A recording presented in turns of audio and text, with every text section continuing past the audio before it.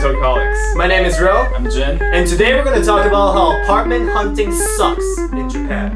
You don't want it. Just You don't. hire someone else to do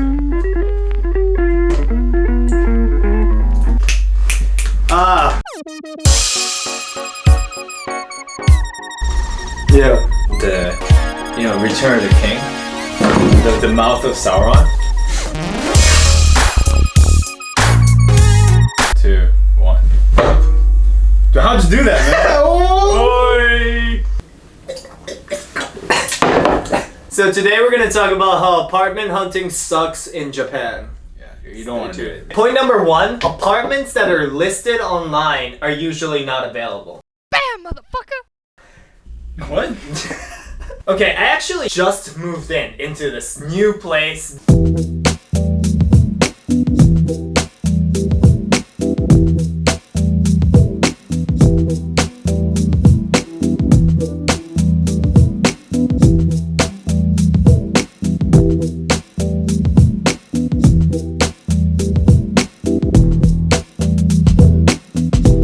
Yeah. A lot of apartments posted online are pretty much scams because they don't exist. When a house gets listed, they hire a bunch of realtors. The first 2 weeks of finding a client, they just show them the place. And then they post it online. So anything you've seen, someone's already been there before. Hey, that's so true actually. So I'm gonna move in late June, early June I hope. And I see these awesome houses. There was this house with a balcony that's huge.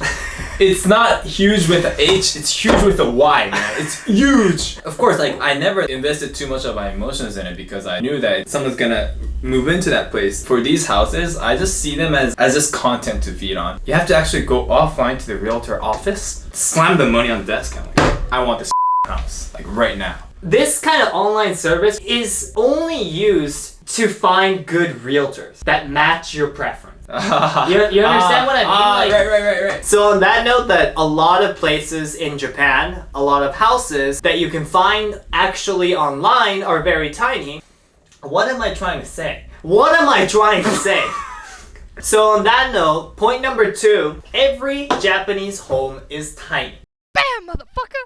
Look around in this room, it looks pretty big, right? But if you think of American standards. If people in the States see the size of this house, they're gonna seriously worry about Rio. They might even file a lawsuit against the government or maybe the creator of this house for infringement of human rights. And this is one of the better kinds. I mean, dude, this is really nice for Japan. If you want to have a party here, you can. How many people can you pack here? No, realistically, if you really line up people side by side. Okay, so 5 people, 5 people. No, you can probably pack 200 people in. That's not a party though. Basically, the point is that Japanese apartment rooms are significantly smaller than the rest of the world. And that's what you have to understand. You can't keep your hopes up.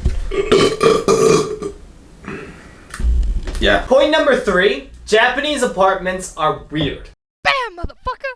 Instead of just tiny, it's also very weird. And there's something that's very weird that I hate. A lot of Japanese homes have this weird sink-looking in the bathroom. There is a toilet bowl in Japanese bathrooms. Yeah, it's called unit bus. It's a unit bath. Imagine having a bath, a shower, toilet bowl. Don't call it a toilet bowl, man. Toilet bowls are where you dump on. People don't separate the toilet and the shower and where you brush your teeth.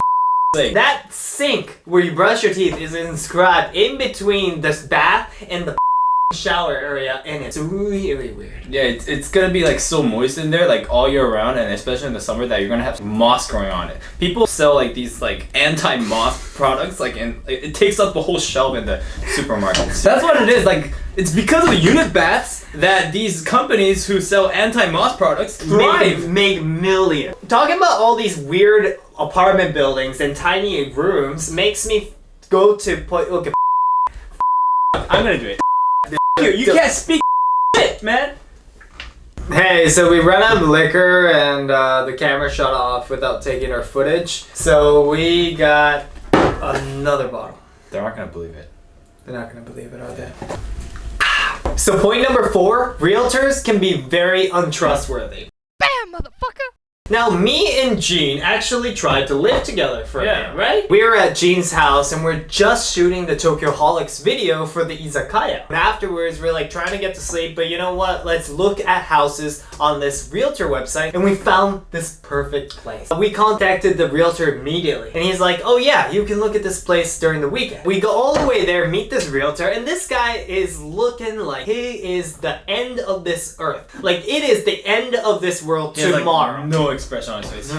He hates his job. Realtors, their job is to introduce the house. This guy opened the door and he doesn't even like introduce us anything. Like, he just like, go look. Yeah. Like, and then he's like, starts like questioning like whether we can afford it or not. And then he's like, are you like a representative of the company? What the- We're what? 20s, okay? Like, what the are you talking about? I don't know what he was trying to get at. Like, what's the purpose of that question? After this dumbass realtor, we told them off. He went nuts. So, okay, you know what? We're not gonna give up at this place. We're gonna go immediately to a different realtor. We find a good place, rated high, we go there. And then the woman tells us That our place, by Yeah. the time we were looking at it, like, it was already booked. So in retrospect, it makes sense why he gave us crap, because he had no intention of selling that place. we go to this realtor and we're like, okay, can you look for places that we both can look at? So she brings out these lists of places. How about this place? How about this? And we're like, no, not this place, this place. And she brings out this house from like underneath her desk. Like, boop, boop. How about We this? just got this place. Yeah, we we don't ju- even have paperwork for it. So she's like, I just checked this place. And it's totally fine. The stains are not noticeable. What?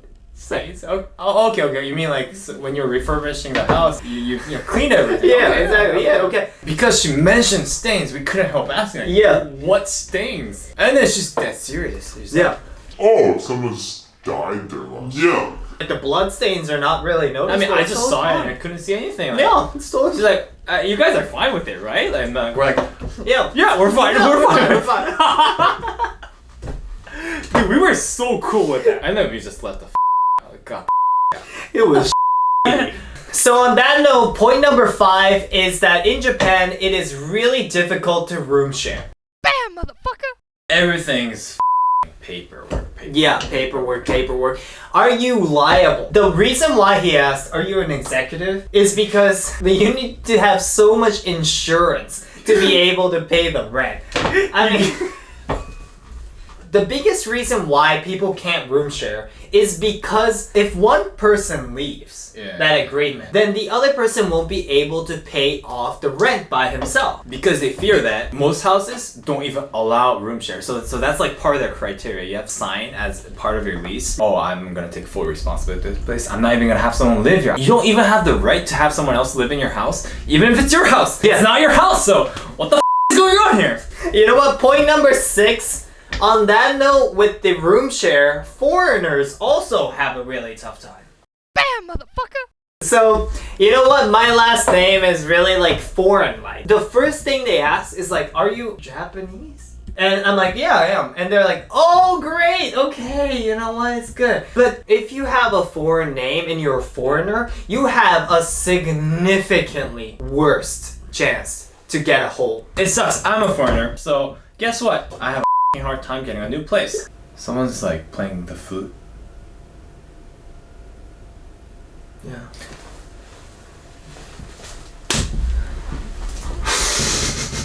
Payback's a bitch. If you're a foreigner, you can't go to the regular housing market. You're just not allowed in, like, because you're not Japanese. When I was like a study abroad student in London, it wasn't this hard at all. It doesn't make any sense. Gene's been living here from when he was 5. I mean, there's a lot of people who've lived here for like 5 years, still can't find like an apartment with the same price for as an Japanese person. To be honest, I'm fine with paying premiums Yeah. because I'm a foreigner. But the fact where they just block you, Yeah. you don't even get the chance to have this house. Yeah. Whether you live 20 years in Japan, whether it's your first month in Yeah. Japan, you get the same treatment. For people like me who's grown up here, it's not fair.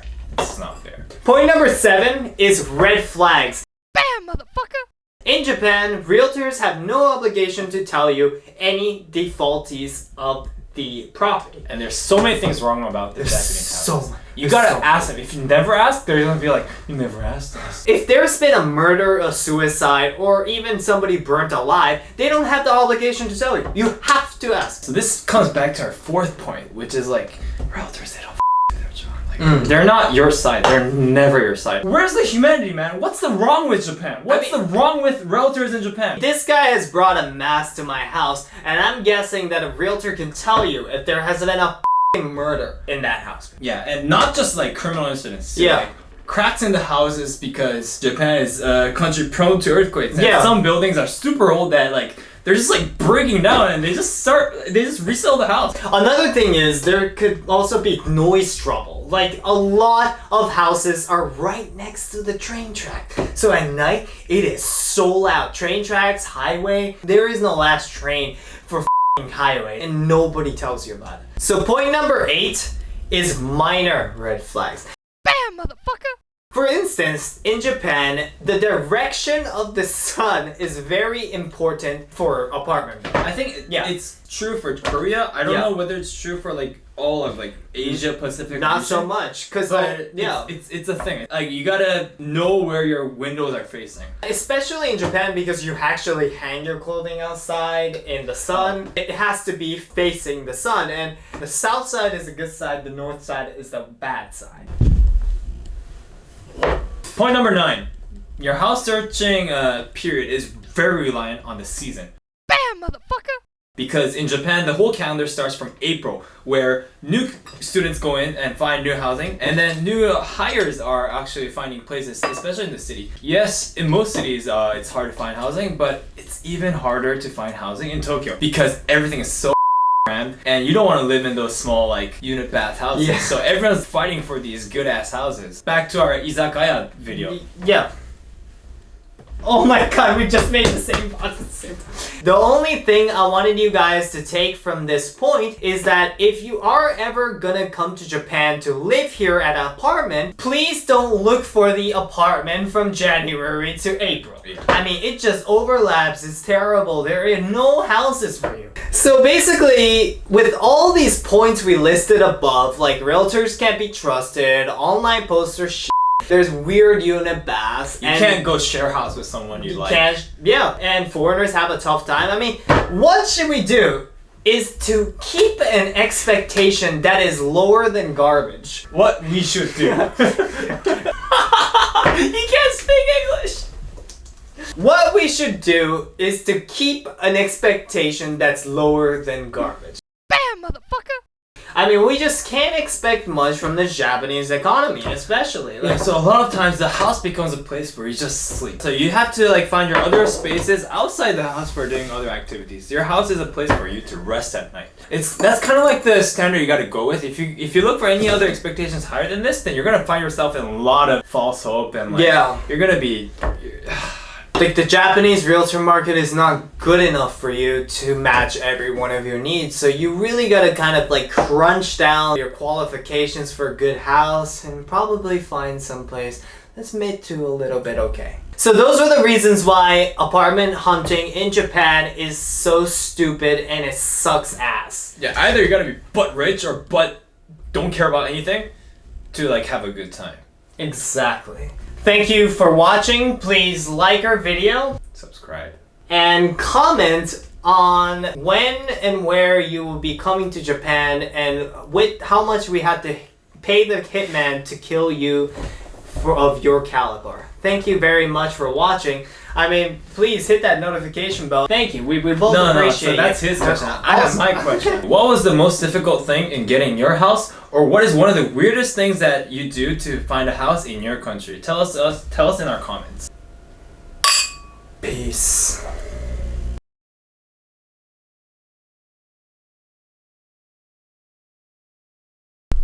Should we just like go ask some like random 20-year-old in the near the station and ask if they're like executives of a cosmetics company?